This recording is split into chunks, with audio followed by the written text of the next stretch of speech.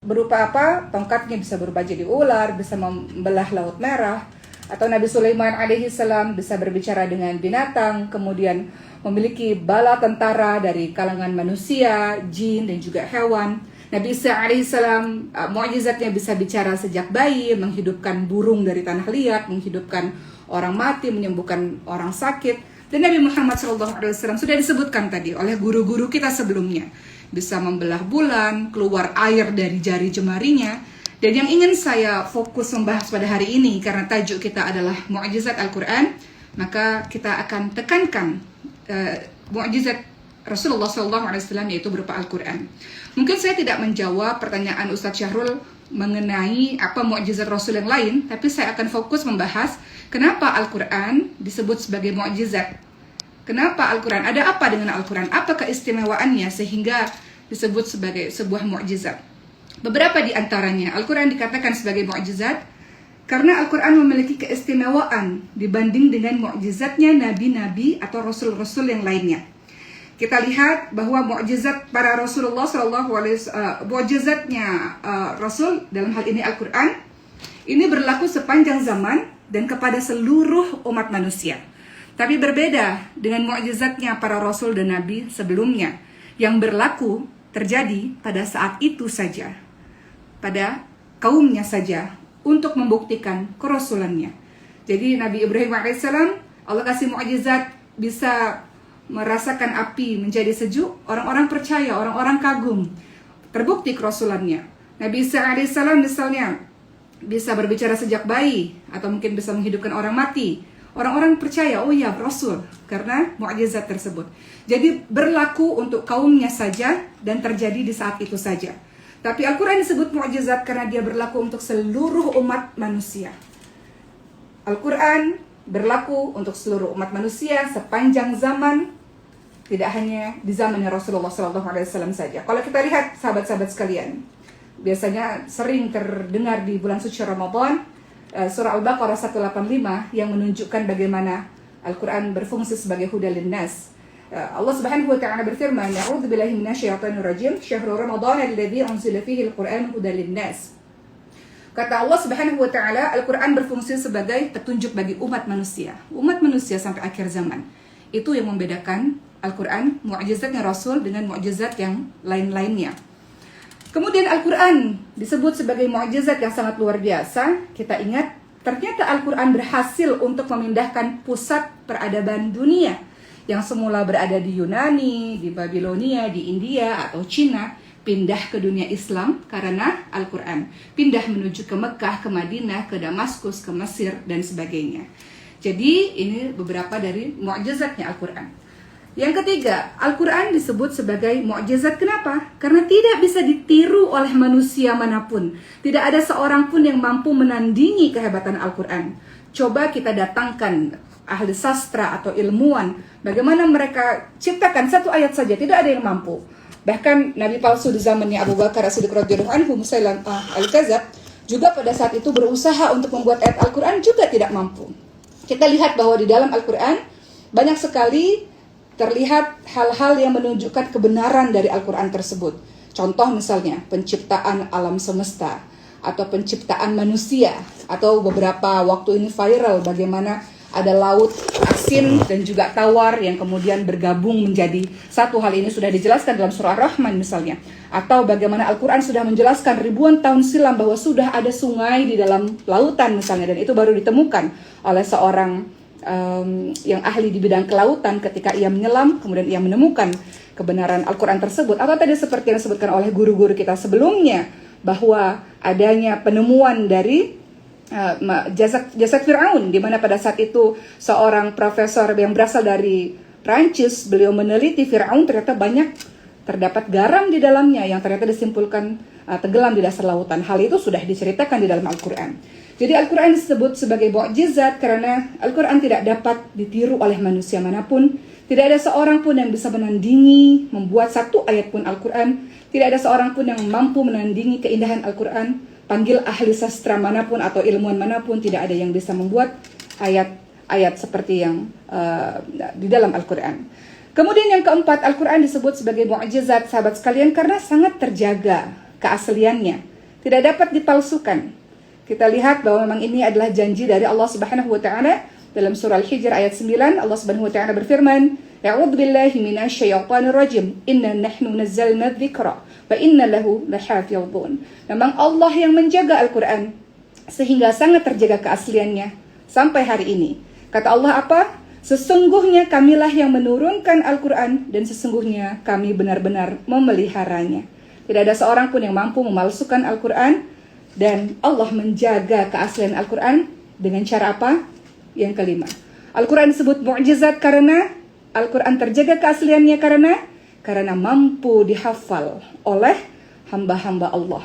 Baik anak-anak kecil, remaja, dewasa, orang yang tidak bisa melihat, orang yang penuh dengan kekurangan alias memiliki cacat mungkin dalam tubuhnya, semuanya bisa menghafal Quran. Bahkan non-muslim pun bisa menghafalkan Al-Quran. Walau bedanya non-muslim tidak beriman, sementara muslim beriman, percaya dengan ayat suci Al-Quran. Tapi Al-Quran terjaga keasliannya karena poin yang kelima, bahwa Allah telah memilih orang-orang hambanya yang disebut sebagai keluarganya, ahlullah, ahlul Quran, adalah orang-orang yang menghafalkan Al-Quran. Al-Quran mampu dihafal oleh semua usia.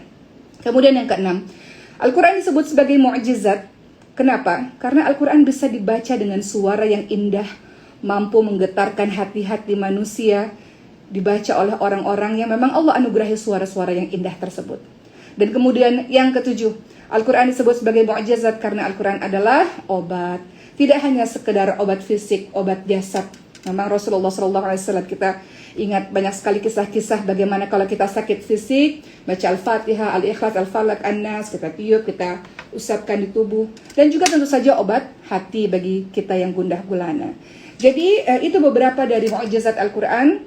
Betapa Al-Quran sangat luar biasa. Itu sebabnya kenapa hari ini kita membahas tentang kehebatan dari Al-Quran, agar kita tidak meninggalkan Al-Quran dalam kehidupan kita sehari-hari. Mungkin sampai di situ dulu, saya kembalikan kepada moderator. Terima kasih. Alhamdulillah, terima kasih Ustazah Oki.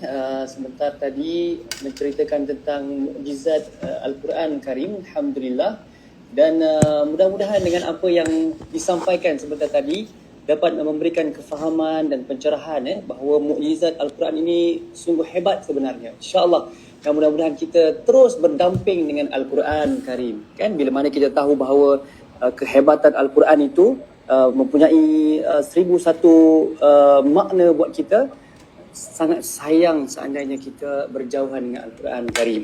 Okey, baik. Dan seterusnya kita nak boleh maraja kita pada Al-Fadil Ustaz Suhaimi Fauzi. Baik Ustaz, bila kita lihat bagaimana Nabi SAW bersama dengan para sahabat, kita ingin melihat Rasulullah SAW mengajar dan mendidik, menerapkan ilmu-ilmu Al-Quran ini kepada para sahabat. Bagaimana cara baginda SAW mendidik para sahabat dalam mendampingi Al-Quran Karim?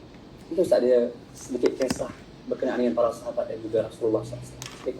Bismillahirrahmanirrahim. Terima kasih Al-Fadhil Ustaz Syahrul, Ustaz Zaizin dan Ustaz Dr. Oki. Banyak sekali yang dapat saya pelajari daripada perkara-perkara yang disebutkan tadi dalam pusingan pertama. Jadi saya langsung pada pusingan kedua ialah dalam arti kata yang lain, maksudnya tu bagaimana ke Al-Quran ini dapat mendidik jiwa-jiwa, jiwa-jiwa para sahabat-sahabat Rasulullah SAW, sehingga daripada asalnya orang-orang yang agak buas, dalam bahasa Melayu kita buas ataupun ganas, dan berubah menjadi orang yang mendapat kepada Allah Subhanahu Wa Taala.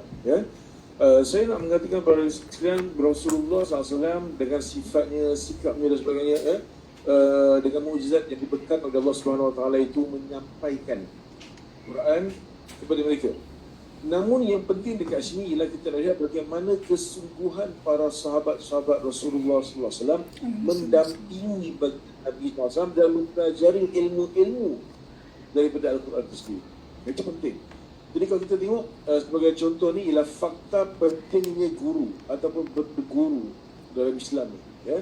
Atau kalau kita tengok Allah Subhanahu Wa Taala boleh saja turunkan Quran 30 juz sekaligus dalam jiwa Nabi Muhammad SAW.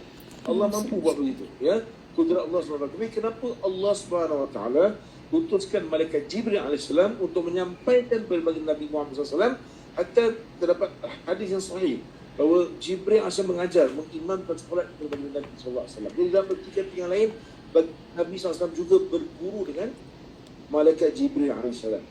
Para sahabat-sahabat berguru dengan baginda Nabi SAW, dan para tabi'in berguru dengan para sahabat-sahabat Nabi SAW. Tabi'in maknanya apa? Orang-orang yang jumpa sahabat tapi tak jumpa Nabi SAW. Umumnya begitu. Dan lepas tabi'in mempelajari ilmu daripada tabi'in yang mereka dapat bersahabat, yang sahabat dapat daripada Nabi SAW. Jadi kita lihat dalam masalah berguru ni, kadang-kadang murid itu akan menjadi lebih baik daripada guru. Contohnya baginda Nabi SAW dengan malaikat Jibril AS. Jadi apa saya katakan, dalam Quran ada menyebutkan tentang majlis ilmu yang dihadiri oleh baginda Nabi SAW yang mengajar para sahabat-sahabat Rasulullah SAW. Saya nak katakan pada hari ini ialah pentingnya masyarakat Islam kita di mana saja mendapat ilmu yang betul daripada pengajar, guru-guru agama, ulama yang betul-betul mu'tabar, yang dididik dengan betul. Saya nak katakan begini, saya masih berkisah dalam masa yang ringkas ni, kita tengok satu dan dua sejarah Islam yang berlaku yang sangat menyedihkan.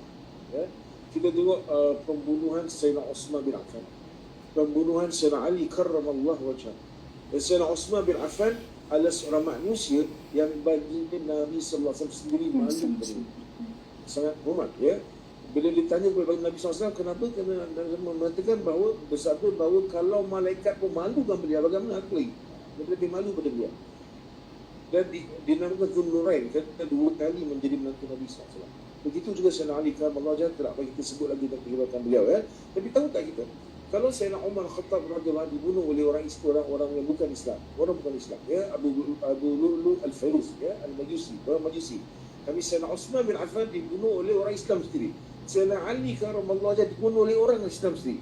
Dan saya nak beritahu kat sini bagaimana Sayyidina Ali karramallahu wajhah dibunuh oleh orang Islam yang bernama dalam catatan sejarah ialah Abdurrahman ibn Muljim, atau sebagai ibn Muljam. Abdurrahman bin Muljim ini bukan orang fasik, bukan orang yang minum arak, bukan orang yang tak sembahyang. Bahkan dia orang yang rajin beribadat, orang yang sembahyang, orang yang rajin berqiyamul lail, orang rajin berpuasa sunat, puasa wajib dan sekap lagi. Tapi kenapa akhirnya beliau tergamak membuat benda demikian? Ini bahayanya apabila satu orang salah faham tentang memahami Quran yang sebenar. Sayyidina Ali karramallahu wajhah pernah mengatakan, Al-Quran ya'tika kama ta'ti. Quran akan datang kepada kamu sebagaimana kamu datang kepada ini. Ini jelas. Jadi kita lihat bahawa sebagai umat Islam hari ini, ada fakta yang paling utama, paling penting, kita kena mendapatkan ilmu Al-Quran daripada sumber yang betul, daripada orang yang mu'tabar, orang yang membawa kita mencerminkan Nabi Muhammad SAW. Cermin bagi Quran ialah bagi Nabi SAW. Kita kena dapat ulama orang yang mu'tabar. Sebab tu ada setengah hadis yang disebutkan bahawa martabat ataupun maqam ulama-ulama umat aku Nabi sebut sama tingginya macam Nabi-Nabi di kalangan Bani Israel. Antara peranan kita sangat besar. Di situlah kalau kita mengakui kehebatan Quran, mukjizat Quran, kita kena faham juga macam mana cara kita mendekati Al-Quran dengan betul supaya kita tidak salah faham. Terdapat umat Islam hari ini yang salah faham tentang Quran, salah faham memahami Al-Quran yang betul. Ini masalahnya. Jadi kita faham. Dan tidak menafikan Quran adalah mukjizat yang terbesar. Mukjizat ada dua jenis, saya sambung sikit je. Ada kita panggil mukjizat hissi, ada kita panggil mukjizat ma'nawi. Hissi macam Ustaz Zaid cakap, yang dapat terlihat, Dr. Roki tu tadi cakap, contoh-contoh yang lain itu mukjizat hissi yang boleh terlihat. Ada pun mukjizat ma'nawi, bila tak dapat kita lihat, kita kena bertadabbur dengannya. Dan bertadabbur mesti dengan guru yang betul. Sahabat-sahabat Nabi belajar dengan Nabi SAW. Mereka tak pernah putus asa. Dan ada sahabat-sahabat tak semua dapat ilmu yang sama. Saya bagi contoh, ada sahabat-sahabat yang didoakan oleh baginda Nabi SAW. Contohnya siapa? Sayyidina Abdullah bin Abbas radhiyallahu anhu. Allah mafaqqih fi din wa 'allimut ta'wil. Ya Allah, berikan kefahaman pada pihak kefahaman tak agama dan ajarkan ilmu dengan ta'wil. Maknanya ilmu ta'wil apa? Ilmu yang bukan makna yang zahir. Makna yang lebih sesuai. Itu ilmu ta'wil. Ada sahabat-sahabat seperti Sayyidina Ali karramallahu wajhah, Abdullah bin Abbas contohnya. dalam zaman pemerintahan para sahabat-sahabat yang lain, zaman Sayyidina Uthman bin Affan contohnya, bila ada masalah dalam nak menjalankan hukuman hudud, dalam masalah zina dan sebagainya, ya, Rasulullah mengatakan, aku tidak akan menjalankan hukuman ini melainkan Sayyidina Ali sudah memberikan pandangan beliau. Maka rujuk pada Abdullah bin Abbas radhiyallahu anhu, ada makna-makna yang tersirat, ada yang tersurat. Tersurat dan tersirat. Tersurat dan yang tersirat. Jadi itulah saya serukan bahawa dalam kita akur mukjizat daripada Allah Subhanahu Wa Taala ini, ia adalah satu benda yang perlu kita pelajari daripada guru dan sumber yang betul. Kalau tidak, kita salah faham. Bila kita salah faham, kita akan sesat, menyesat orang lain. Na'udzubillah min dzalik. Sebagaimana contohnya kisah yang berlaku pada Sayyidina Ali radhiyallahu anhu. Bagaimana mereka menghalalkan darah Sayyidina Ali atas nama Al-Quran. Na'udzubillah, salah faham pada itu. Wallahu a'lam, insya-Allah. Saya sebenarnya pun hari ini nak belajar daripada Ustaz Zahid yang saya sangat hormat, dan orang Indonesia di Jakarta, Dr. Oki yang baru mendapat PhD, masya-Allah, alfu mabruk, ya. Dan mudah-mudahan ilmu itu dapat dimanfaatkan oleh masyarakat, insya-Allah, yang membawa kepada syurga Allah SWT, insya-Allah. Okay, baik. Jazakallah khair tingkatnya Al-Fadhil Ustaz, menerangkan kepada kita bagaimana untuk kita mendampingi Al-Quran, bagaimana cara baginda sallallahu alaihi wasallam menerapkan jiwa Al-Quran dan jiwa-jiwa para sahabat. Alhamdulillah. Dan yang paling penting, kita kena berguru, ya, dalam belajar Al-Quran ni kita kena berguru, insya-Allah. Mudah-mudahan dengan guru yang betul, dengan guru yang berilmu dan beramal, insya-Allah kita boleh menjadi orang yang hebat dalam mendampingi Al-Quran Karim.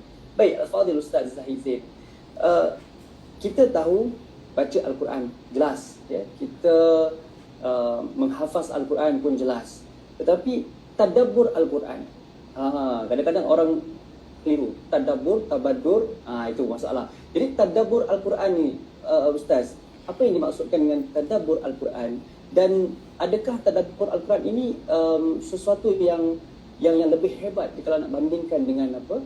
Dengan kita membaca Al-Quran, dengan kita menghafaz Al-Quran. Adakah ianya lebih tinggi amalnya? Dan bagaimana Rasulullah sallallahu alaihi wasallam, para sahabat dan juga ulama salaf serta khalaf mentadabbur Al-Quran ini, berinteraksi dengan Al-Quran Karim? Silakan Ustaz. Terima kasih. Itulah Ustaz Suhaimi, bila kita sebut tentang interaksi, Ya. setentunya dia two ways. Sebab communication dia mesti two ways lah. Jadi apabila kita berinteraksi, dia ada interaction daripada dua hala. Saya berbual, orang lain berbual, maka jadilah interaction ataupun communication. Ya. Maka begitulah juga dengan Al-Quran. Kalau kita membaca, menderas untuk semata-mata mendapat pahala tilawah, tentu sekali ia akan dapat. Tapi berbicara tentang tadabbur ni, saya ingat satu kisah. Kisah sebab waktu kita belajar di Syria ni, kita banyak kawan-kawan ni, Malaysia, Indonesia, tapi ni kisah kawan Indonesia. Atau kalau Dr. Oki kenal, tapi memang sebab dia dah lagi terkenal daripada kawan saya, jadi barangkali dia tak kenal kawan saya, jadi kawan saya mungkin kenal dia. Banyak sangat kenal dia. Betul lah. Jadi waktu kami belajar dulu, guru kami Syekh Rajab pulang dari umrah. Ya. Jadi dia suka balik umrah, kita berziarah dan kita bincanglah tentang macam mana umrah dan sebagainya. Jadi Syekh Rajab kata, ana ta'ajjab bikum, kata ini ta'ajjub bikum, kami ta'ajjub. Kata Indonesia, dia kata dekat Hadul Haram, mereka ni dekat Masjidil Haram, yaqra'una al-Qur'ana wa yabkuna wa la yafhamun. Mereka ni baca Al-Quran, dia kata orang Indonesia ni dekat dalam Al-Quran. Sebab kita waktu belajar ni Ustaz, nak selamatkan diri kita daripada soalan-soalan yang susah daripada orang Arab, senang saja. Kalau ditanya dari mana, maka jawab je dari Indonesia. Sebab kalau jawab je daripada Singapura, orang tak kenal Singapura dekat mana kan. Jadi mengaku. Lagipun tapi tidak mengaku sebab ana leluhur daripada Jawa. Jadi saya separuh nafasku di sebelah kanan. Insya-Allah. Jadi kalau Bisa ngomong Jawa. Tunjuk. Bisa ngomong. Bisa. Jadi kalau orang Syria datang macam antum daripada mana, kita senang cakap daripada Indonesia lah. Jadi Syekh balik, Syekh kata, ta'ajjab bikum ahlul Indonesian, haula yaqra'una al-Qur'ana wa yabkuna wa la yafhamun. Kata takjub benar dengan orang Indonesia, mereka membaca Al-Quran kemudian menangis tetapi tidak faham. Betul tak? Betul Ustaz. Menangis tapi tak faham Yang menangis itu orang Indonesia lah. Kalau yang menangis baca Al-Quran tu orang Indonesia, Singapura, Malaysia. Kalau orang Arab, dia baca macam baca surah khabar. Jadi tahajud, kenapa mereka boleh menangis? Lalu Syekh diam, kemudian Syekh berpaling kepada anak murid Arab. Kemudian Syekh kata, afala yatadabbaruna al-Qur'ana am ala qulubin aqfal. Tidakkah kamu tadabbur Al-Quran ataupun di hati kamu itu ada kunci yang menguncinya? Kemudian Syekh Rajab gunakan satu kalimat yang sangat indah yang saya hafal sampai sekarang. Dia kata Al-Quran itu pintu mengetuk hati, bukan pintu mengetuk dia mengetuk hati lebih cepat daripada mengetuk minda kita. Itu satu peringkat. Daripada sudut orang awam, dia mengetuk hati dengan pembacaan dan sebagainya. Tapi kalau kita cakap tentang interaksi, pemahaman, Ana suka quote Sayyidina Ibnu Mas'ud apabila ditanyakan kepada Ibnu Mas'ud, kaifa halukum bil Quran zaman Nabi sallallahu alaihi wasallam, macam mana kamu keadaan Quran zaman Nabi? Kata Ibnu Mas'ud, nahnu nu'amilha qabla an nahfazuha wa antum tahfazuna al-Quran qabla an nu'amilha. Dia kata terbalik betul Quran ni. Zaman kami bersama Rasulullah, kami amal kemudian kami hafal. Sedangkan kamu hafal kemudian kamu amal. Itulah indahnya bila zaman Rasulullah SAW, Al-Quran diturun perlahan-lahan, sahabat Nabi SAW tidak berpindah kepada satu ayat yang lain kecuali dia beramal dengan ayat tersebut. Itu yang dipanggil sebagai tadabbur dan interaction. Dan itu beberapa hari lepas Ana post satu status di IG tentang bagaimana sekarang di zaman sekarang manusia senang untuk mengambil ayat Al-Quran kemudian digunakan sebagai senjata untuk menjatuhkan orang yang lain. Sedangkan ulama-ulama apabila menukil Al-Quran itu mereka tukil dengan hati-hati. Jadi sekarang kan dia melihat orang kan dia senang judge, dia ambil ayat ni, dia buang dekat sini, dia ambil ayat ini, kemudian dia hentam, dia lepar dan sebagainya. Sedangkan ulama dulu apabila nak mengambil satu ayat, dia fikir adakah ayat ini sesuai, sebab nuzul ini sesuai ataupun tidak dan sebagainya. Jadi itu yang dipanggil sebagai tadabbur.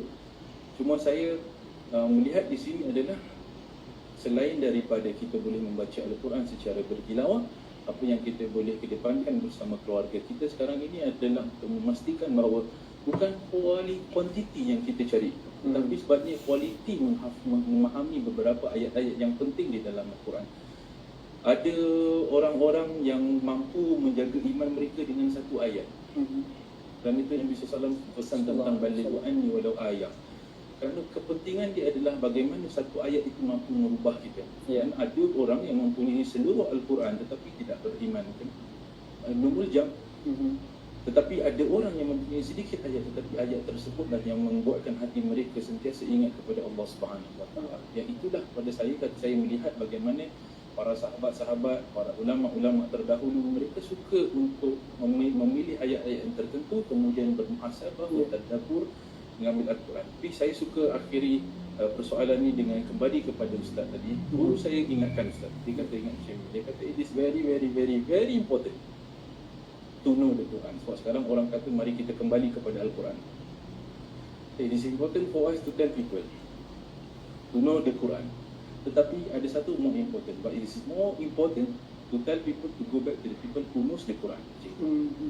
Jadi penting untuk mengetahui Al-Quran, tetapi penting juga untuk belajar daripada orang yang benar-benar kenal Al-Quran. InsyaAllah mudah-mudahan dengan segala niat kita kembali bertadabbur kepada ayat Al-Quran ni, nanti anak-anak kita semua insyaAllah tidak akan lari kerana dijaga oleh ayat tersebut. InsyaAllah. InsyaAllah. Baik, terima kasih Al-Fadhil Ustaz. Itu bila kita sentuh tentang anak-anak. Okay? Baik, Al-Fadhil Ustaz dah terangkan berkenaan dengan kepentingan untuk kita bertadabbur, berinteraksi dengan Al-Quran Karim. Dan kita nak beralih pula kepada Ustazah Dr. Oki berkenaan dengan bagaimana kalau kita tengok realiti hari ini, kita ingin melahirkan generasi Al-Quran, jilul Quran. Anak-anak kita menghafaz Al-Quran, memahami Al-Quran. Begitu juga dengan masyarakat di sekeliling kita. Dan kalau kita tengok, kadang-kadang ada di antara kita yang Al-Quran itu hanya berada di hanya perhiasan semata-mata. Kadang-kadang letak dekat atas lemari dan mengharapkan berdebu dan mengharapkan kipas untuk menghapuskan pun membersihkan debu itu. Sangat menyedihkan keadaan begitu. Dan bagaimana kita mengambil kesempatan Maulid Rasul ini untuk kita fahami, untuk kita kembali semula berdamping dengan Al-Quran. Bagaimana doktor cara untuk menerapkan jiwa Al-Quran ini kepada keluarga terlebih dahulu?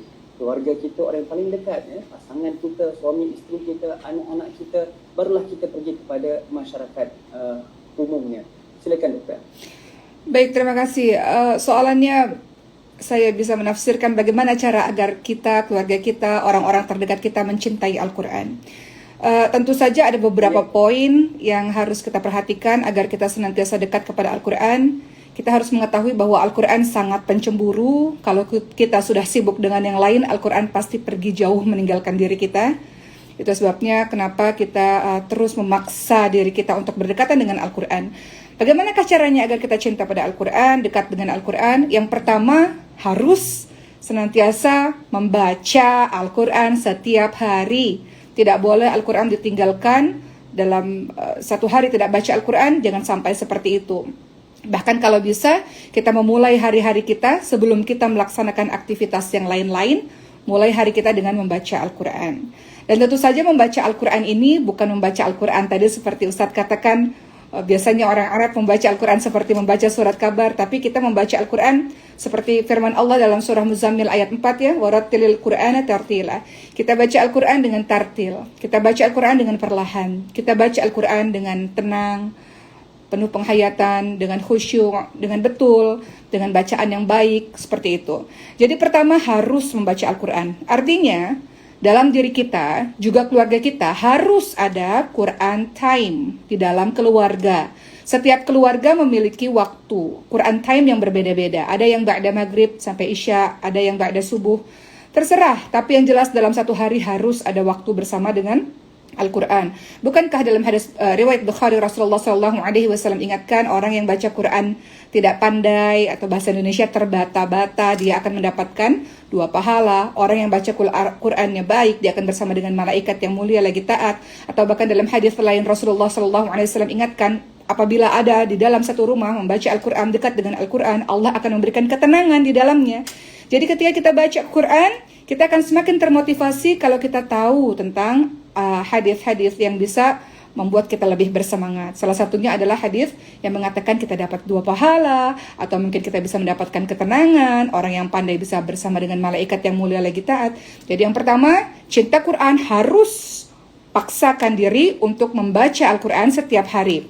Kadang iman naik dan turun. Iman naik karena ketaatan, turun karena kemaksiatan. Tapi paksa diri kita untuk tidak meninggalkan Al-Quran. Dan kalau bisa hindari lagu-lagu dengan lirik-lirik yang tidak ada manfaatnya, yang membuat kita lalai daripada Allah Subhanahu wa Ta'ala, karena lagu-lagu itu berbahaya, membuat kita semakin jauh dan jauh daripada Al-Quran. Kalau lagu-lagu itu adalah lagu-lagu yang lirik-liriknya atau syairnya membuat kita lalai daripada Allah.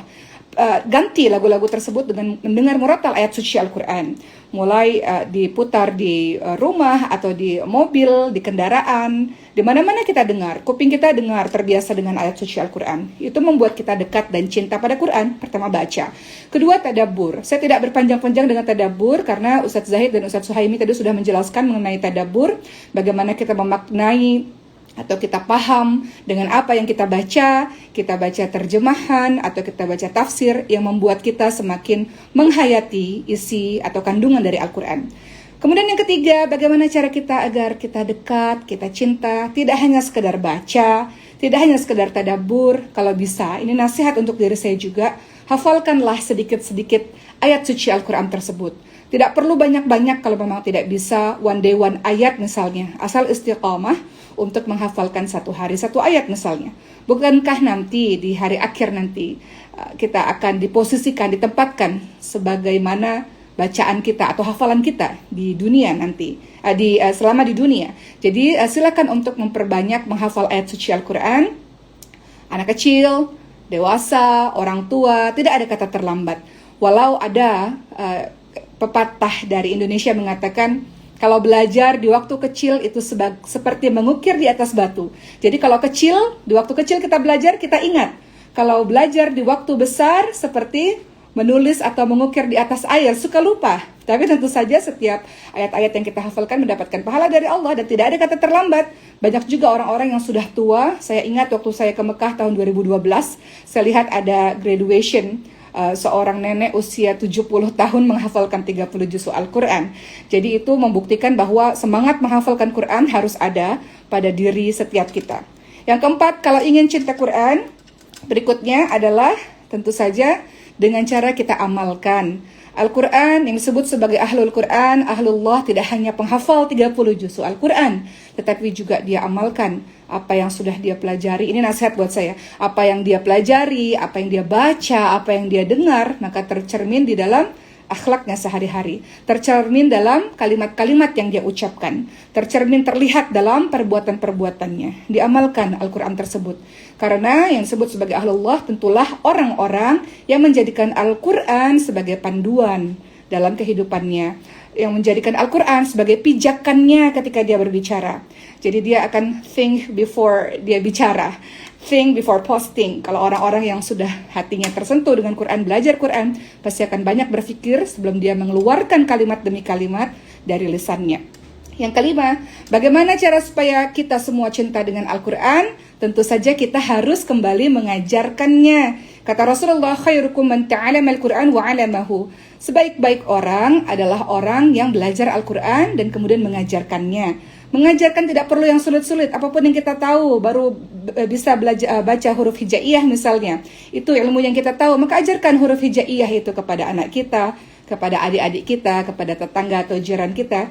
Jadi dengan kita mengajar, maka kita semakin akrab dengan Al-Quran. Intinya adalah kita mulai dari diri kita sendiri, dari hal-hal yang kecil, dan kita mulai dari sekarang untuk terus istiqamah bersama Al-Quran. Dan jangan lupa, lingkungan atau perkawanan, pertemanan itu sangat mempengaruhi dalam kita berinteraksi dengan Al-Quran. Kalau engkau berkawannya dengan orang-orang yang jauh dengan Al-Quran, pasti engkau akan jauh dan semakin jauh dengan Al-Quran dan tidak merasa bersalah ketika jauh dari Al-Quran. Tapi kalau sekelilingmu adalah orang yang hari-harinya lafaznya adalah Al-Quran, zikrullah, orang-orang yang akrab, orang-orang yang dekat dengan mushafnya, maka kalau kita jauh dari Al-Quran, pasti hati kita akan gelisah. Dan kita akan merasa iri dengan ketaatan kawan-kawan kita dengan Al-Quran. Jadi pilih kawan-kawan yang baik. Kita boleh berkawan dengan siapapun, tapi sahabat erat kita, sahabat karib, sahabat terdekat kita haruslah orang-orang yang cinta Quran. Agar kalau kita jauh, dia akan tarik kita untuk back to Quran. Mungkin seperti itu dulu. Saya kembalikan kepada moderator.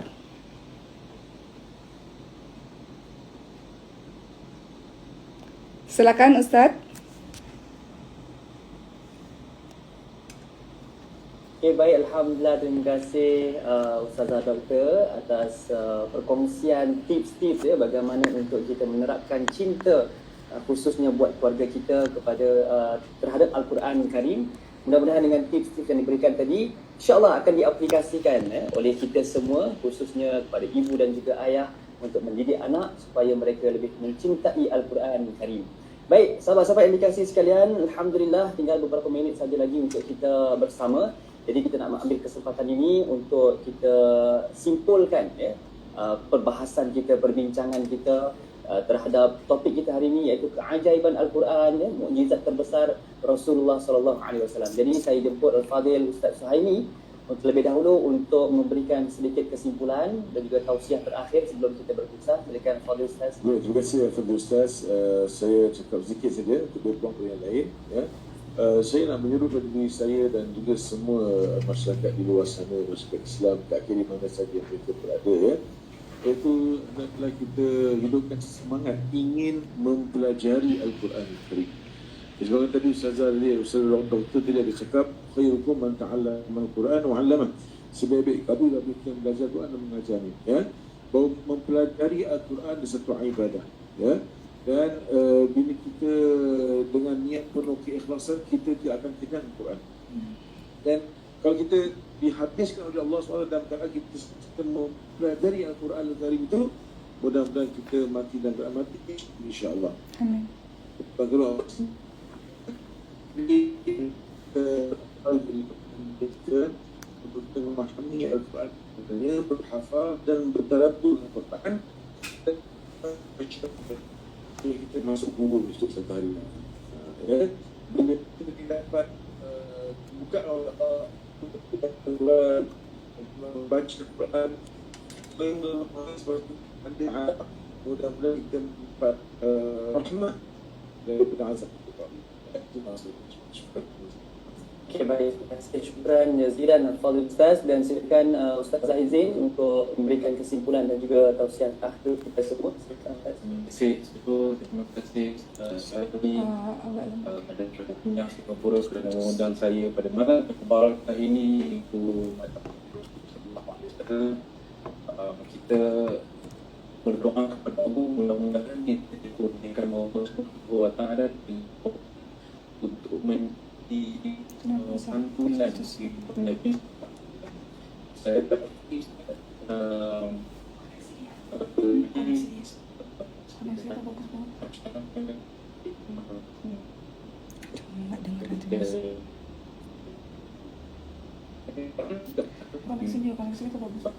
Sahabat sekalian, maaf ya, koneksinya nggak oke nih.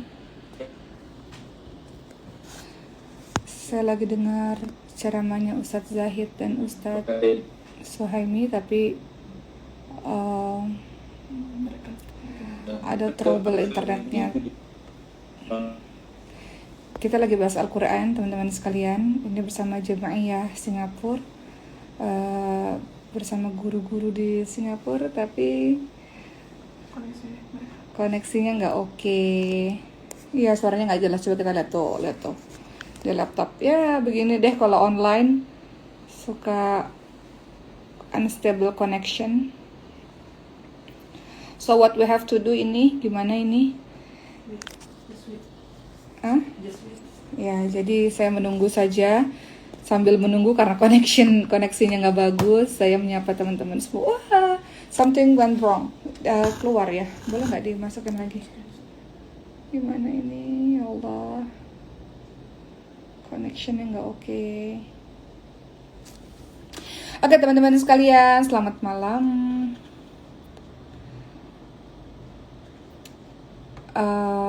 Pada malam hari ini, kenapa mereka dibenci adalah kerana ada raiba fihi wala hudan lil muttaqin. Kerana mereka tidak dipercayai. Jadi pada saya sekarang adalah marilah kita kembali kepada rayatul hub, iaitu Quran. Kita kembali kepada Al-Quran. Kita pelajari Al-Quran, kita bawa mesej sebenar Al-Quran, kita bawa mesej sebenar Nabi sallallahu alaihi wasallam.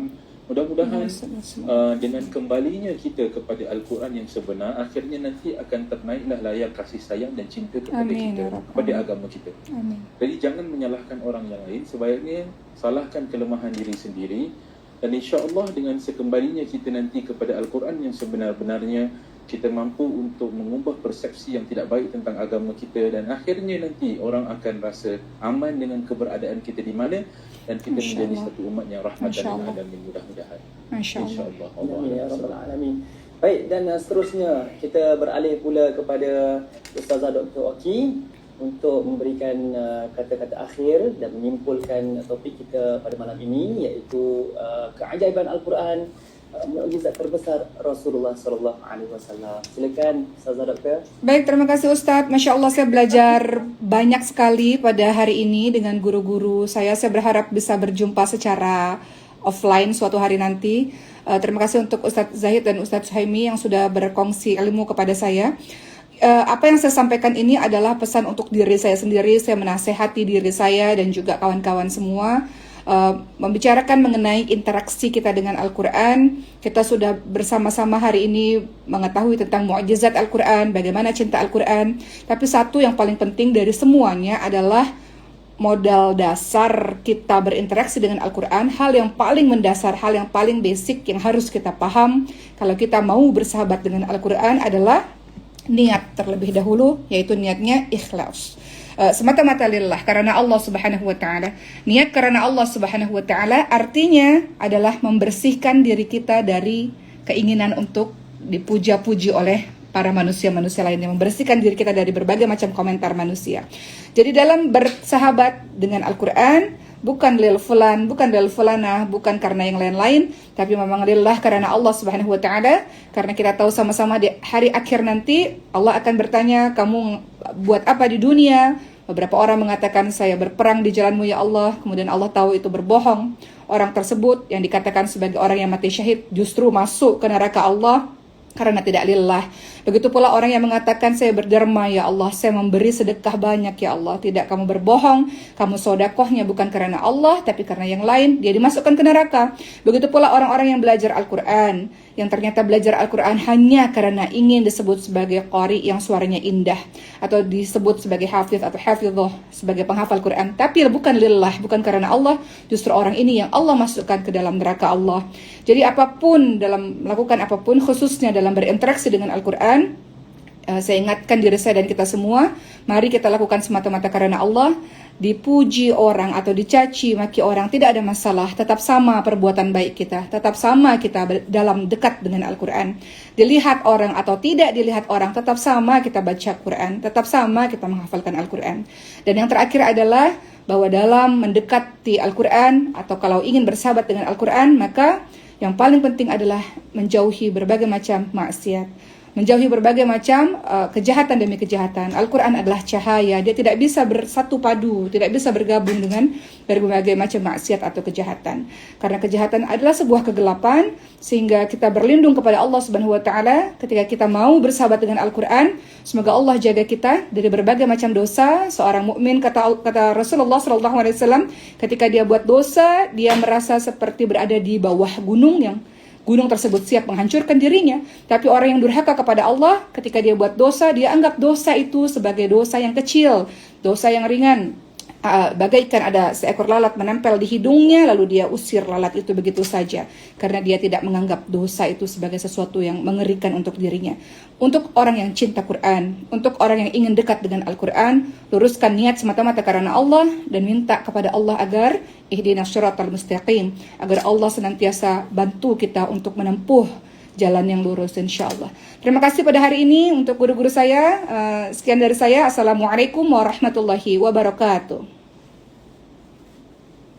Warahmatullahi wabarakatuh. Terima kasih Ustazah Dr. Oki Setiana Dewi kerana sudi untuk bersama dengan kami. Terima kasih Ustazah Dr. Mudah-mudahan dapat berjumpa lagi insya-Allah. Kalau bukan online, kita dapat bertemu dengan dalam offline, program offline insya-Allah. Kita doakan semoga kita dapat bertemu, ya. Allah Subhanahu Wa Taala angkat COVID ni Amin, mungkin. Amin. Dan bertandang ada ke sana ataupun doktor kita ajak ke sini insya-Allah. Mudah-mudahan. Terima kasih sekali lagi doktor. Kirimkan salam kami kepada sahabat-sahabat di sana insya-Allah. Assalamualaikum warahmatullahi wabarakatuh. Waalaikumsalam warahmatullahi wabarakatuh. Terima kasih. Baik, alhamdulillah sahabat-sahabat yang dikasihi sekalian, kita juga turut merakamkan jutaan terima kasih dan penghargaan pada kedua ahli panel kita pada malam ini, Al-Fadhil Ustaz Suhaimi dan juga Al-Fadhil Ustaz Zahid Zain kerana sudi untuk bersama dengan kami pada malam ini. Terima kasih kedua-duanya, alhamdulillah. Baik, sahabat-sahabat yang dikasihi sekalian, saya juga nak merakamkan jutaan terima kasih kepada anda yang masih lagi setia bersama dengan kami, alhamdulillah, yang memberikan komen, yang memberikan kata-kata ucapan salam maulid Rasul. Mudah-mudahan malam ini kita imarahkan dengan forum, dengan bacaan maulid Ibai sebentar tadi, dan juga kita sama-sama berselawat ke atas baginda Nabi SAW. Baik, bila mana sebut tentang selawat, untuk makluman anda, kita Jamiah, ya, kita mengadakan kempen bermula pada 10 Oktober yang lalu sehinggalah ke malam ini. Malam ini merupakan grand finale, malam kemuncak kita, malam penutup kita bagi kempen Cintaku Untukmu Ya Rasulullah Sallallahu Alaihi Wasallam. Dan makluman anda, kita ada mencabar anda semua sebenarnya. Kita ada peraduan ataupun selawat challenge, dan kita memilih 3 pemenang. Pada malam ini kita nak umumkan 3 pemenang yang telah pun menghantar video selawat mereka, yang mana kita berikan markah atas kreativiti dan juga berapa ramai yang view video mereka, dan pastinya ramai yang tertunggu-tunggu siapakah pemenang. Masya Allah, alhamdulillah, ya Allah, alhamdulillah. Jadi teman-teman sekalian, saya baru selesai, alhamdulillah, menyambung ukhuwah Islamnya dengan saudara-saudara kita di Singapura. Sebenarnya Singapura ini bukan sesuatu yang baru buat saya, karena saya lahir dan besar di Batam 16 tahun. Biasa kita ke Singapura itu, kalau dari Batam ke Singapura itu sekitar 45 menit, biasanya naik ferry, kapal kecil gitu. Jadi biasanya kalau orang-orang Batam pasti udah nggak asing lagi ke sana, biasanya pergi pagi pulang sore gitu. Dan tayangan-tayangan televisi juga banyak tayangan-tayangan televisi Singapura. Dan hari ini biasanya saya mengisinya di Singapura kalau tidak ada COVID-19. Tapi karena ada COVID, menyambung ukhuwah Islamiyahnya dengan online seperti ini. Begitulah teman-teman sekalian. Nah, sebelum anak-anak saya datang nih, anak-anak saya biasanya udah datang. Saya mau menyapa teman-teman semua. Salam Maulid Nabi, Maulidur Rasul. Allahumma sholli wa sallim wa barik alaihi. Kita memperingati hari Maulid Nabi ya, walaupun kita memperingati sebenarnya bisa kapan saja, tidak harus hari-hari tertentu. Tapi Masya Allah, mudah-mudahan dengan mengingat sejarah ini, nasihat buat saya yang fakir, yang bodoh, yang juga banyak salahnya, kita bisa back to untuk kenal Rasulullah, dan kita mencintai Rasulullah, dan kita meneruskan perjuangan Rasulullah. Baik, saya akan menyapa teman-teman sekalian dan menjawab beberapa pertanyaan pada hari ini dari teman-teman semua sebelum saya tidur. Jadi 5 menit ya teman-teman sekalian. Masya Allah, dari Faira Abdurrahim, Salam Maulidur Rasul dari Malaysia. Masya Allah. Hari ini juga Indonesia memperingati hari Sumpah Pemuda. Bagaimana pemuda-pemudi Indonesia dahulu berperan sangat besar untuk kemerdekaan Indonesia, untuk kehebatan bangsa ini, untuk kebangkitan bangsa ini. Salah satunya karena peran dari pemuda. Saya juga mengucapkan selamat Hari Sumpah Pemuda untuk teman-teman sekalian, dan semoga kita menjadi pemuda-pemudi yang berilmu dan bisa berkontribusi sesuai dengan bidang kita masing-masing lah. Oke, saya mau jawab beberapa pertanyaan sebelum saya meninggalkan. Saya tidak bisa simpan ini karena beberapa kali kalau mau nyimpen nggak bisa ya. Ya nggak tahu kenapa di handphone kadang bisa, kadang nggak bisa, kadang bisanya di IG live, kadang nggak kesimpen gitu. Oke deh teman-teman sekalian, karena ini udah malam ya, udah jam 9, waktunya tidur. Saya biasanya tidurnya tuh jam 8, jam setengah 9 tuh udah nguap-nguap tuh, biasa udah ngantuk. Anak-anak juga harus tidur, harus nemenin anak-anak tidur, besok sekolah dia. Walaupun sekolah online tapi tetap aja sekolahnya jam 7. Jadi makasih ya udah malam hari ini sudah bergabung di live saya. Juga makasih buat teman-teman semua yang udah ngucapin selamat kepada saya. Ada pertanyaan dari Albani, tempat kuliahnya di mana? Yang kemarin itu di UIN Syarif Hidayatullah Jakarta. Makasih seluruh ucapannya, doa-doanya buat saya terharu, Masya Allah, luar biasa. Karena sebenarnya dalam hati kecil saya saya hamba Allah yang bodoh, yang banyak sekali hal-hal yang harus saya pelajari gitu. Dan teman-teman mengucapkan doa luar biasa lah, mudah-mudahan jadi motivasi saya untuk terus belajar dan tidak berhenti insya Allah. Oke, makasih ya sudah bergabung. Makasih juga udah ucapin selamat kemarin saya lulus kuliahnya. Semangat semuanya.